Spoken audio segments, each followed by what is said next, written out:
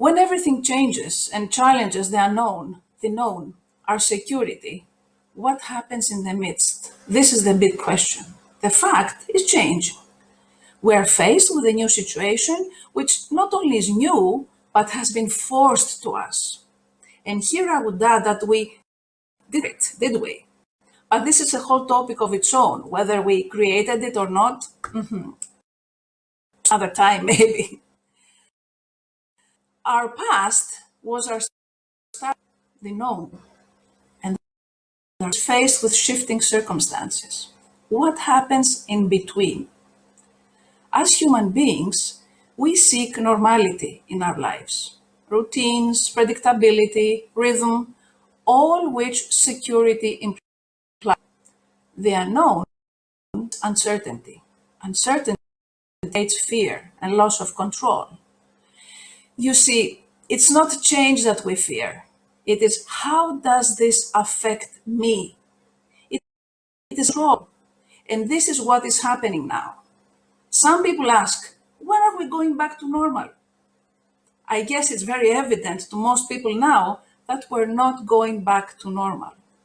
The world has changed forever. It has changed into something new. Remember how September 11 changed things forever? Something new. So waiting for things to go back to normal is not a solution.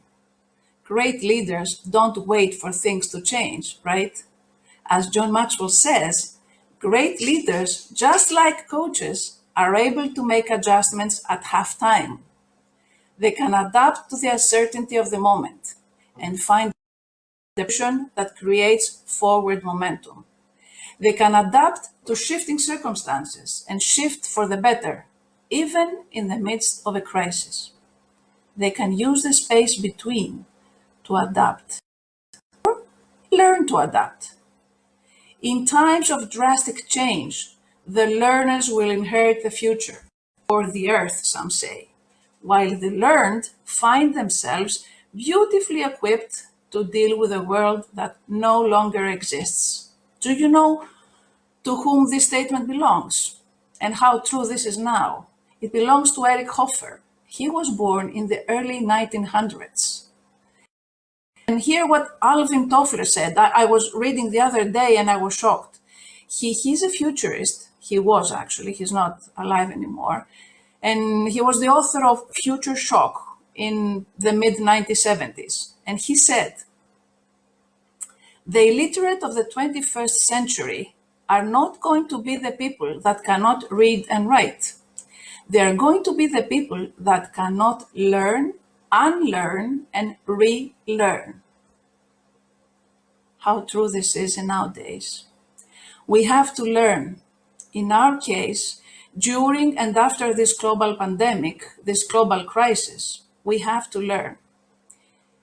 We have to learn to adapt to change while this is taking place. We have to learn how to tap in our enormous power to adapt and survive. Yes, this is inherent, this is in us. We have to know how to create our new normal, as Raj mentioned the other day, our new reality, within a totally new situation.